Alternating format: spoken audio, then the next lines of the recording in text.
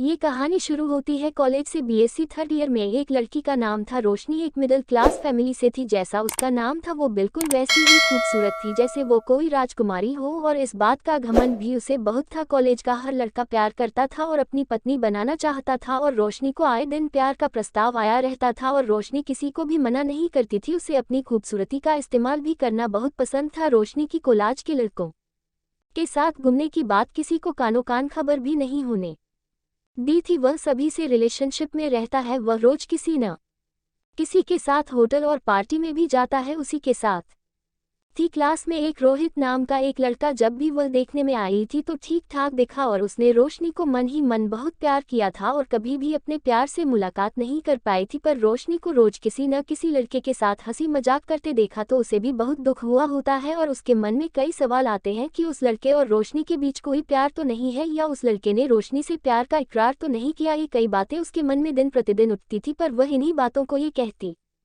थी। डर ने कहा था कि शायद वह अच्छा होगा। दोस्त ही कई दिन बीत गए, परीक्षा की तारीख भी आगे बढ़ गई, और फिर क्या था, रोहित पढ़ने में व्यस्त हो गया। धीरे धीरे परीक्षा भी खत्म हो रही थी। परीक्षा का आखिरी दिन आ गया और फिर रोहित ने भी पढ़ाई पूरी कर ली। आज ठान लिया कि आज तो मैं रोशनी से अपने प्यार की इकरार करके ही रहूंगी। और फाइनल कार इलेक्ट्रॉनिक अपने प्यार का इकरार करने के लिए वह पास ही आ गई थी कि उसने अपने कई दोस्तों के साथ रोशनी देखी थी। तो फिर से रोहित ने हार मान ही ली और वह घर आ गई, पर पूरी रात नींद ही नहीं आई। बस वह अपनी लव स्टोरी के बारे में ही सोच रही थी कि आखिरी बार वह अपने प्यार का इजहार करे तो कैसे करे।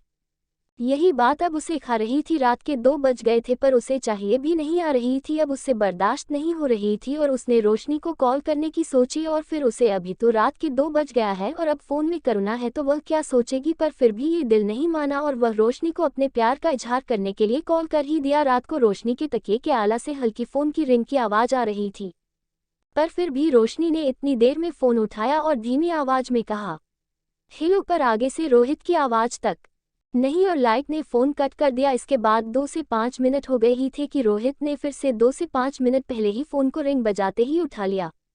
हेलो, कौन है यार? दीप्ति धारणा है। फिर आगे से रोहित मिडिल आवाज़ में बोलता है। मैं अटकता हुआ बात करता है तो एक ही बात कहता है कि बकरी है क्या, में कर रहे है, इतनी रात को परेशान क्यों कर रहा है, क्या काम है? तब रोहित कहता है, मैं रोहित बोल रहा हूँ, तुम रोशनी बोल रही हो ना? तो रोशनी बोल रही है, हाँ तो क्या हुआ, इतनी रात को ये पेंटिंग टकराई है क्या? तब रोहित बोल रही है, हाय नहीं नहीं तो कहकर वो तुम्हें रोक रहा है। और क्या कर रहा है? मुझे कल कोलाज के बाहर वाले होटल में मिलोगी ने कुछ कहा था तो रोशनी दी है जो काम किया है। अभी बताओ, 2 पास टाइम नहीं है फालतू का। तो रोहित ने कहा है, प्लीज़ एक बार दोपहर 12 बजे दोपहर को प्लीज़। तो रोशनी करो, इसकी बात भी करो।